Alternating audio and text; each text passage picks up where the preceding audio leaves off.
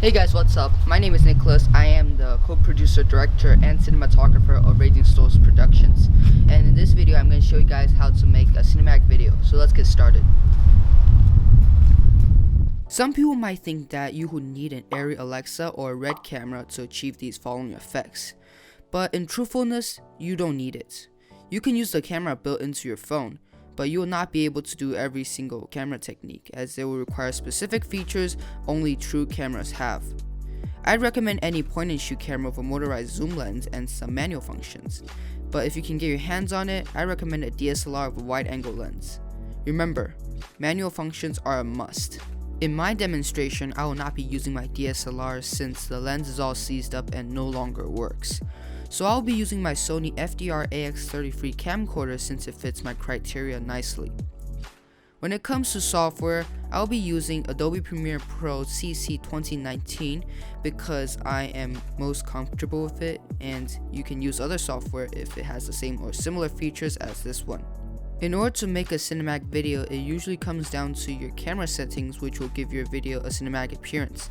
So brace yourselves for this. Also, feel free to pause this video if you need time setting up your camera. One of the most important settings would be the shutter speed of your camera, which allows you to control how long your camera exposes to a single frame at a time. We will want that to be set either to 1/48th of a second or 1/50th. This gives us the motion blur effect. ISO is the light sensitivity of your camera. If you're going to be shooting indoors, set your ISO to 800 to 1000, 100 to 200 for outdoor shooting. For any cinematic video, the frame rate of the video should be 24 FPS, or frames per second, 25 FPS for countries with the PAL standard. Finally, make sure your focus is set to manual so you can focus on whatever you like. I should also add that you should shoot at the highest resolution your camera offers. In my case, 4K resolution. Not only shooting at a higher resolution means more clarity, but that also gives you a lot of flexibility in post. What I mean by that is that shooting at a higher resolution means that you can zoom in on the footage in post without any noticeable loss in quality. Cinematic videos are known for some pretty good camera angles, so our first one will be about the vertigo effect, my favorite. This is useful for focusing on a subject or a specific object in a scene. In order to achieve this effect, the camera should move away from the subject while zooming in at the exact speed. The same goes for the other direction. This creates an effect where the focus subject stays stationary while the background bends behind it. However, this effect is generally used alongside a dolly or slider, which provides a much smoother motion than raw handheld. This is why the vertical effect has a second name, the dolly zoom. So when achieving this effect, it's better that you use a slider or a dolly. But if you have none of these, that means you're gonna have a more difficult time achieving this effect. Another well-known camera effect is known as rack focusing. This can only be done with manual focus. In this effect, the camera changes its focus from one object to another all in one shot. If your scene doesn't include dramatic landscapes, I strongly recommend shooting eye level or below, which make the footage seem more immersive.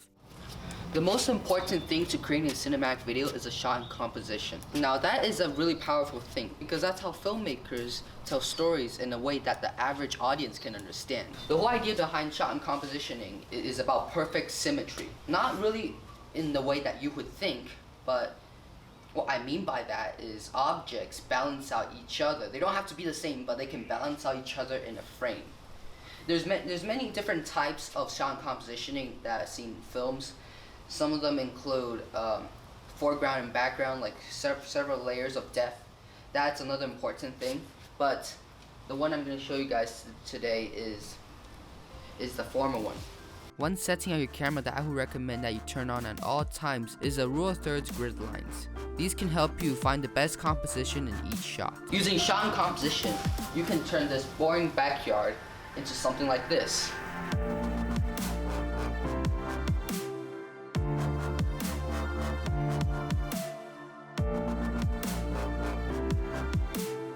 Now that shot isn't particularly showing off stuff in the backyard such as the swimming pool. I'm pretty much nitpicking what looks interesting out of everything else. In this case, I'm filming a tree that stands out from the palm trees.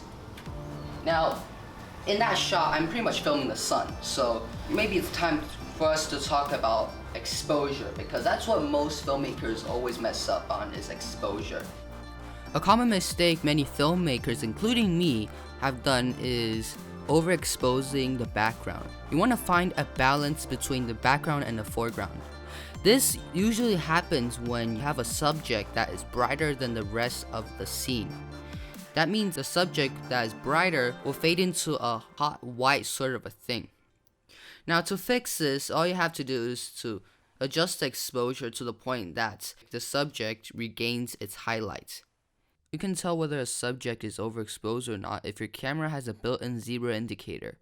By turning this on, the camera will display a zebra line on places where it thinks it's overexposed. Generally, I would suggest that you should leave this on just in case if you didn't grab the exposure right.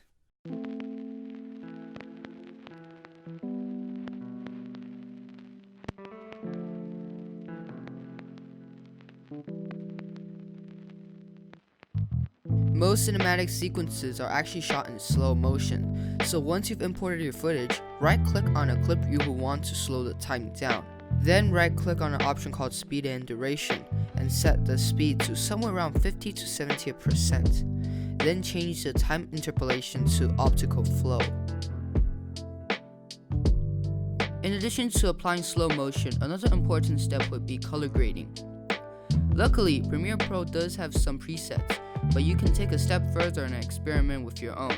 Just don't oversaturate and over-sharpen the image. The reason why I think you should color grade your videos is because color grading is also another indirect way of storytelling to your audiences. For example, if you increase the blue tint in your footage, to the viewer it will appear that the scene is extremely cold. Whereas if you increase the orange tint in your footage, the viewer would think that the location is extremely hot.